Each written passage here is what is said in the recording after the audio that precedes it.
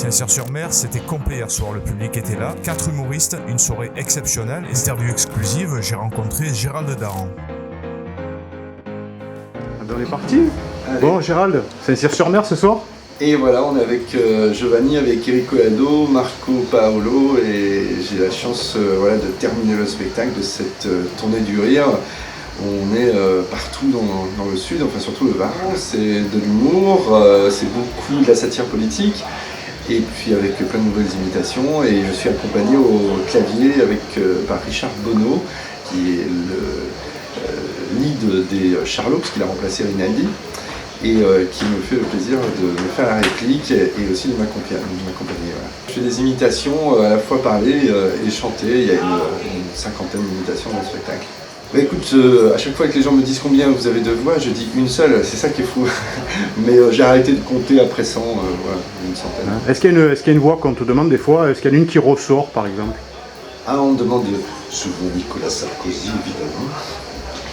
Et puis voilà, oui, on a toujours des fers de lance, mais généralement je prends toujours plus de plaisir à imiter le président en place. Voilà. Et oui, c'est ça, parce que les présidents, tu en as imité pas mal déjà. Je me rappelle une certaine histoire avec Jacques Chirac et l'équipe de France. Ah voilà, j'avais imité Jacques Chirac et appelé Raymond Domenech et Zinedine Zidane pour leur demander de chanter la Marseillaise avec la main sur le cœur contre un match contre l'Irlande.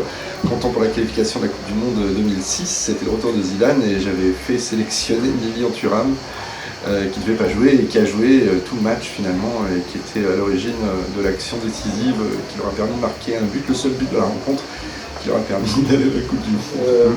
Au moment du confinement, je suis retourné vivre dans ma région en Charente, à Cognac, et j'y donne des cours de comédie dans un théâtre qui s'appelle le Théâtre de l'Éperon, dont j'ai repris la direction artistique.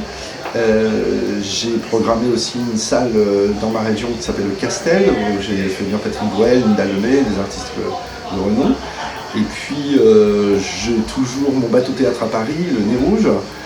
J'ai toujours ma péniche aussi humanitaire qui s'appelle le Tourville, avec l'association des Hôtels du Cœur, qui me permet d'offrir à des personnes sans abri un logement pendant toutes les périodes hivernales. Et puis je prépare un nouvel Olympia pour fêter mes 50 ans l'année prochaine. Voilà. Eh ben, joyeux anniversaire, parce que ça va être une superbe année. Hein. Voilà, 50 ans et 30 ans de scène. Merci beaucoup, Gérald. Ne me touchez pas, sinon je déclenche le 49.3. Allez, hop là. Allez, merde.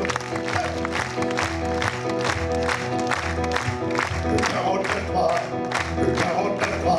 Si on m'avait dit un jour que je me produirais à la Saint-Barthélemy, je ne l'aurais pas cru. Les amis, on espère que vous avez passé un bon moment. N'oubliez pas de partager cette vidéo pour être au courant du prochain reportage. Alors si tu n'es pas encore abonné à la chaîne, je t'invite à activer la petite cloche des notifications et mets tout de suite un pouce bleu pour soutenir la chaîne. Je te remercie et tu peux aussi suivre TVF Sud sur tous les réseaux sociaux, Facebook, Insta, LinkedIn et Twitter, Tumblr. TVF Sud, c'est la chaîne culture qui parle des artistes du cinéma, de la télévision, du théâtre et de la musique. À très bientôt les amis.